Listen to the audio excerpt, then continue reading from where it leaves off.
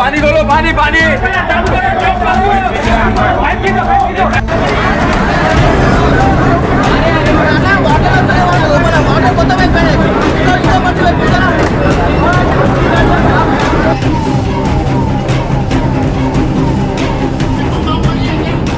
நெருப்பு குழம்பு மாதிரி பற்றி எரியிற வீட்டுக்குள்ள இத்தனை உயிர்கள் பலியாயிடுச்சே. உறவினர் வீட்டுக்கு வந்தவங்களுக்கு இப்படியா நடக்கணும்?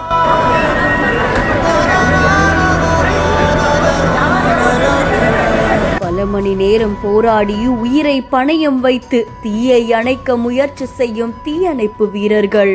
உடனே இவங்கள ஹாஸ்பிட்டல் கூட்டிட்டு போங்கன்னு கொத்தாக தூக்கி செல்லப்பட்ட உறவினர்கள்.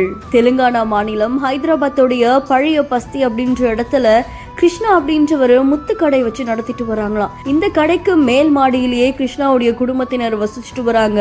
இந்த நிலையில கிருஷ்ணாவுடைய வீட்டை திடீர்னு தீப்பிடிச்சு எரிய ஆரம்பிச்சிருக்கு. வீட்டுல இருந்தவங்களுடைய அலறல் சத்தம் கேட்டு அக்கம் பக்கத்தினர் உடனே போலீசாருக்கும் தீயணைப்பு துறையினருக்கும் தகவல் தெரிவிச்சிருக்காங்க. தகவல் அறிஞ்சு சம்பவ இடத்துக்கு வந்த 5 தீயணைப்பு வாகனங்கள் தீய கட்டுக்குள்ள கொண்டு வர முயற்சி பண்ணிட்டு இருக்காங்க. இந்த கொடூரமான விபத்துல 3 பேர் சம்பவ இடத்திலேயே உயிரிழந்துட்டாங்க அப்படின்னு தெரிவிக்கப்பட்டிருக்கு. 14 பேர் மருத்துவமனையில இறந்துட்டாங்களாம். பயங்கர தீ விபத்து ஏற்பட்ட நிலையில 4 குழந்தைகள் உட்பட 17 பேர் உயிரிழந்தது பலரையுமே சோகத்துக்குள்ளாக்கிருக்கு. ஹைதராபாத்ல இருக்கக்கூடிய கிருஷ்ணாவுடைய வீட்டுக்கு 4 குடும்பங்களை சேர்ந்த உறவினர்கள் வந்ததாகவும் சொல்லப்படுது. இதை தொடர்ந்து தென்மண்டல போலீசாரும் காயமடைஞ்சவங்களை மீட்டு மருத்துவமனைக்கு அனுப்பி வச்சிட்டு இருக்காங்க. சிலிண்டர் வெடிச்சதால தீ விபத்து ஏற்பட்டுச்சா இல்ல வேற ஏதாவது காரணமா அப்படின்னு போலீசார் விசாரணை மேற்கொண்டு வராங்க அப்படின்னு தெரிவிக்கப்பட்டிருக்கு.